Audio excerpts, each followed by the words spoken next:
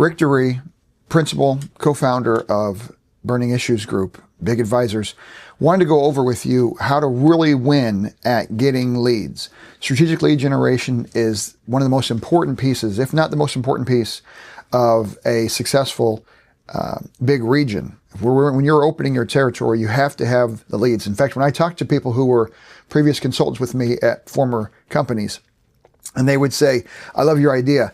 How are you going to get the leads? I love your idea. It's going to work great. But can you get the leads? That's everybody's concern. On a dozen of people I ran by this idea about Burning Issues Group through, these entrepreneurs that I trust, all of them thought it was a great idea. They weren't sure about where the leads are going to come. So I'm going to tell you how to get strategic lead generation, local networking that really works, okay? The quick pitch. I'm just going to go over the 4 different kinds of pitches real fast. We have the success story pitch. We have the burning issues pitch, the right people in the right seats pitch, and the successful exit pitch. I'm going to give you a couple of these, okay? And some of them might cross over, which is totally fine. You want to be coming across casual and authentic. So when you're at these networking groups, whether it's a BNI or a chamber or an EDC or an after hours or whatever you're a part of, and you are talking and they say, hey, tell us who you are. Tell us, Rick, who are you with? What are you doing? I usually do this. I say, well, I won't say what I do. I'll tell you what I just did. Now, you see how I posed that? Telling them what you just did makes it real.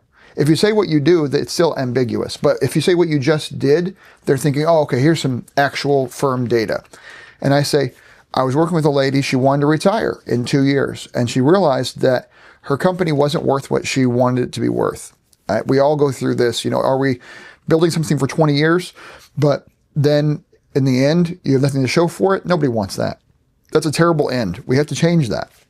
And so what I say is she wanted to retire in 2 years, but her company wasn't worth what she wanted it to be, what she wanted to sell for. So she brought us in and we built out a full sales division. It was a manufacturing company that was traditionally B2B, and we added a piece that was additional B2B, but also B2C. We trained her C-suite executives, especially the operations officer, to really hone in on their skills and their responsibilities, to expand on how they saw their role, but also siloing the C-suite to make sure they each had their own responsibilities. Then we put it in place for in the next year, the growth will be there where she'll be able to sell her company for what she wants by the end of the next 12 months. And this really changed her life. And her testimony at the end of our engagement was that she had hope again. And that is priceless, actually. So I won't tell you what we do. I'll tell you what I just did. That's the success story pitch. The next pitch is the burning issues pitch. This is a quick and easy one. Let's say you're talking to people in a coffee and you got 5 seconds and it's a group and you don't have long-winded answers here. You say, well, what I do is, well, I'm a genie. And they say, you're a genie? So yeah, in your company, what is the biggest burning issue that if you could have it solved, if I was a genie and I could grant you one wish and I could change that thing from happening, whatever that thing is, what would it be? What is your burning issue? Now what that does is it gets right to the core. It gets right to their pain. And that's what we want to do, is we want to bypass all the glad handing and the high-fiving and the meeting up conversation and how's the kids. We want to get right to how we can work with them, what pain they need. And it gets it on their brain. They start thinking about it, what their pain is. They don't want to think about their pain, but when we bring it up this way, they do. And it gets right to what we can do to help them. And they'll say whatever they'll say. They'll say sales, or they'll say, I want to retire or exit, or they'll say, I have a hard time finding the right people to work at my company. These are all whatever burning issues they run into. You go with their burning issue. You then take it from there. Well, this is what we did with the previous client, or this is actually how we address this. How we address this with you, or whatever kind of answer makes sense to the moment. But that's how you use the burning issues pitch. The right people in right seats pitch. It's very similar. If they bring up they had an issue with hiring or they couldn't find the right people to hire, what I say is, which is what I just did last week at a chamber meeting, I say, we were working with a guy who was an agent and he wanted to become an agency. You hear the difference in the words? He was an agent, a sales guy, and he wanted to be an agency. but he didn't know how to hire. He didn't know the process. He didn't know how many to hire, which we go by, if you're doing something new, hire two. So we have different kind of policies and procedures we put in place to help them strategically hire appropriately.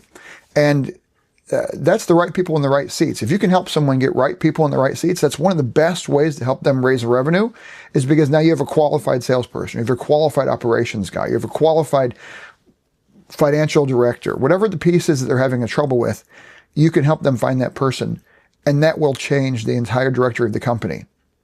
Every time I advise, I always advise from 2 points: the business and the people. And it's not really heavy on the business. It's not heavy. It's 50-50. It's right in the middle. People think advisors are out there consulting the business process and making them better. Well, we do that, but the people are the ones who implement the process. So business advising is always 50-50, business improvement and people. The last pitch I'll give you is the successful exit pitch, which was kind of like what I said in the beginning, which was they didn't feel like they could exit. They wanted to get the money out of the company. They didn't want to retire with a unsuccessful exit where they would always have to look back and say, you know, I sold too early, or, you know, I didn't have the right lineup, and they'd always regret that the rest of their lives, and that's not fair. So the successful exit pitch is similar to my successful story from before. So let me give you a bonus. I'll give you another successful story pitch to kind of counteract. We just helped this guy. He brought us in 4 months ago. We then, after the intensive on-site, we went to 1 or 3 days a month, depending on how much he needed help with. At the end of the 4 or 5 months of the engagement, he called me. Now, I'd been talking to him, you know, every month anyways. We always follow up with our clients, but he said, my end of my year numbers are in. Now, I'm worried. Did we succeed? Was there results right away? You know, these things come to my mind. And he says, the money I would have made had I done no changes with you this month would have been $250,000 in sales that I would have got. That was our revenue for this month without any help that you did. But all the work you put in, the people you put in, the systems you put in, the process you put in, all of that brought in an additional $200,000 as well. So we basically, in the few months we worked with him, we basically doubled the size of his company. And his numbers showed that. That's a success story you can use as a pitch. You have these ideas. If you're an advisor already, you have these stories. So those are the 4 types of pitches. Let's move on to who you go to for networking. Do you want to pause? Do you want to break it there? Nope. Okay.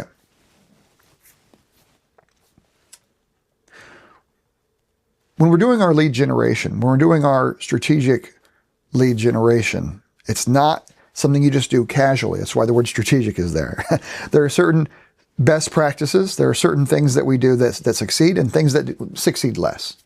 So the first tier that you go to when it comes to getting leads is you go to your own network. Now, if you don't have your own network, you probably aren't going to be a big founder. You might not be a successful advisor because we're people.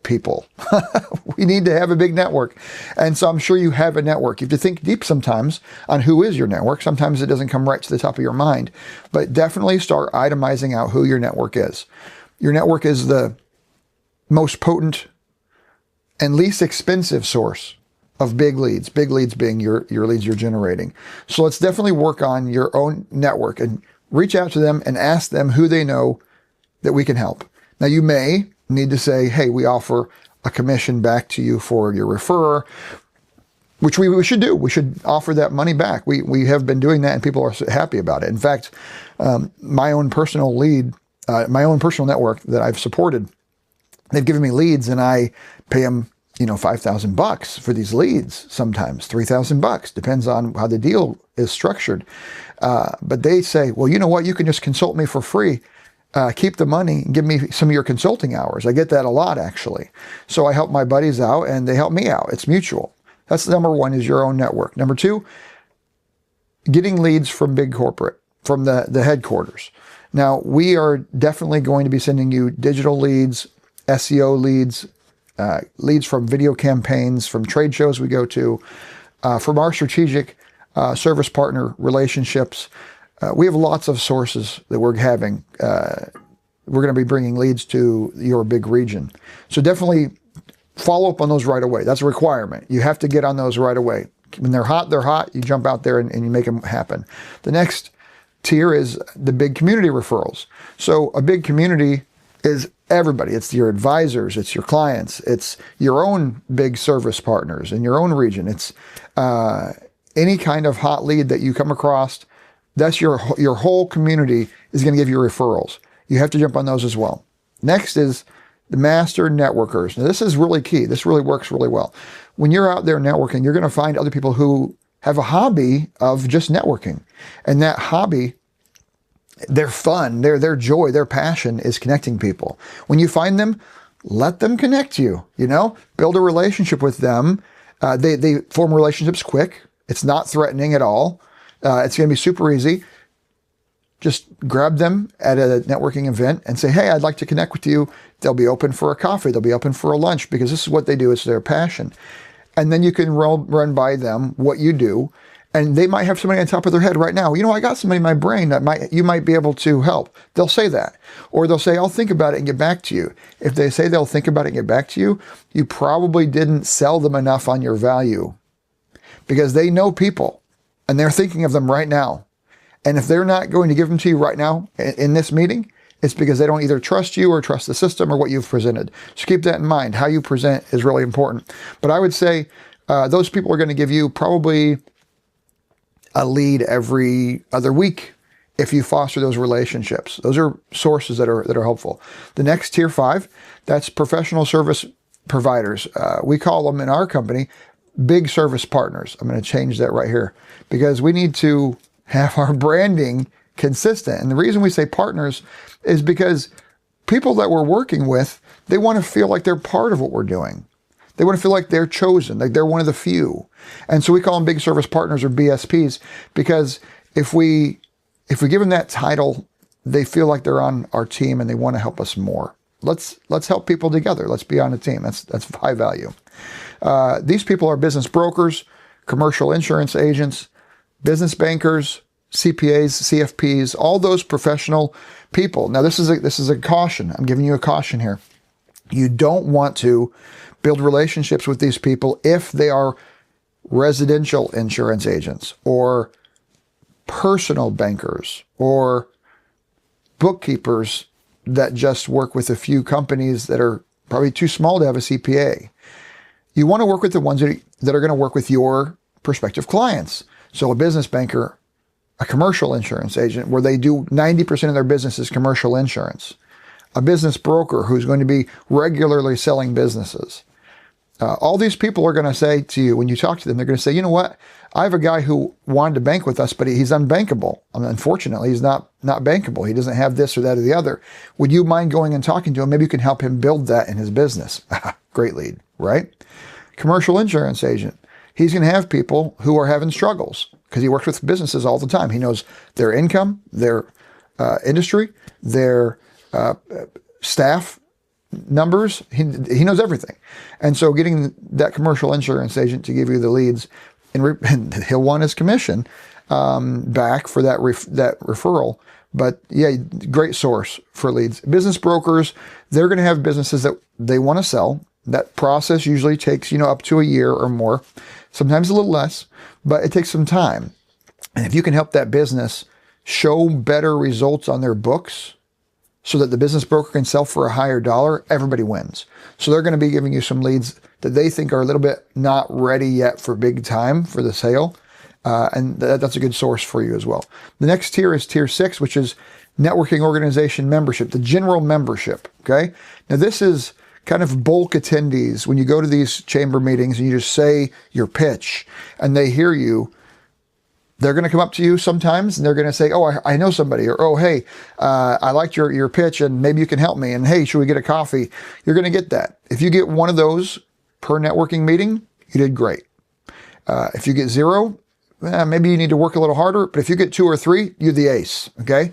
It's hard to get people to come up to you at these meetings and just give you the referrals or give you their information, but you should get at least one good lead out of every meeting you go to. It should be your goal, 100%, always to get one good lead. That's important. Get those organizational membership roles. Get the owner from the chamber or the association or the BNI. They know who the owner is. They have their information. They have their cell phone. You get that. They might not give it to you unless you're a member for their association or their chamber. You may have to join some of these to get that information. But you get that owner's name, you get that business and the business address, walk on over there. Just walk on over there and knock on that door. Hey, I'm Rick. I'm with the chamber. I'm with the association. I want to meet all the members. Is Laura available?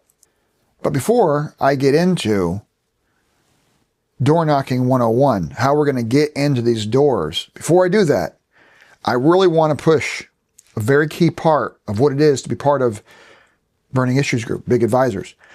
We are here not because we want to make money. I'm stopping right there. We're not here to make money. Good money will always follow good work. That's just true. Good value, you bring value, you're going to get compensation. People are going to want to give you money, more money, because you brought them so much value. That's going to come. Your position has to be number 1, 2, 3, 4. Your first several issues have to be, I love people. I love business. I love capitalism. I love helping people to get jobs, building businesses. I love this. And that's why I'm here. And if you can have that come through naturally through your voice, people are going to trust you immediately 100%. They're just going to trust you. They're going to understand right away, oh, this is a guy I'd have over for dinner. This guy is a nice enough person. This guy is not just trying to get through the sale.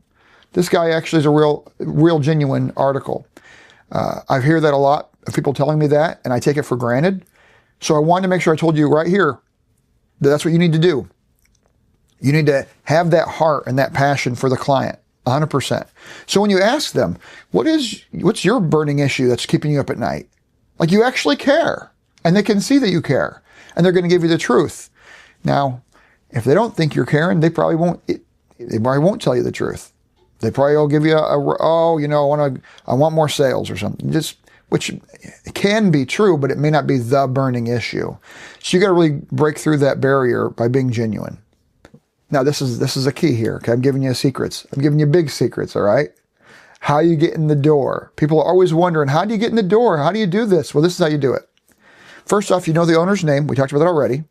You're in a suit. I always wear my vest, so I'm vested. Okay. I always have my suit with my vest on. Sometimes I roll my sleeves up so I look like I'm still working, but I have that professional look.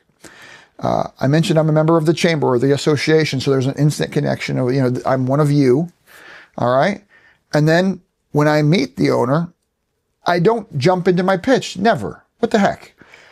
I talk about something I saw. I door knocked last week, just now in my own life, and I saw a saltwater fish tank in the front room. I started talking about saltwater fish. Guess what? People who have saltwater fish tanks, they love the saltwater fish. That's why they have them. They're very expensive. You wouldn't have them otherwise.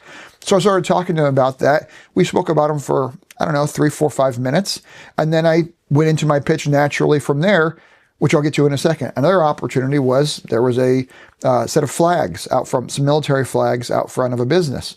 And I went in there and he said, "What are you selling? First off, what are you selling?" And I said, "Well, actually, I just was going to tell you, I really wanted to comment on your flag presentation out front of your business. I mean, we need more businesses that do that." And he's like, "Well, come on back, come and talk." And it's because he realized I was a real person and I wasn't just there to get his money, right? We have to be real people.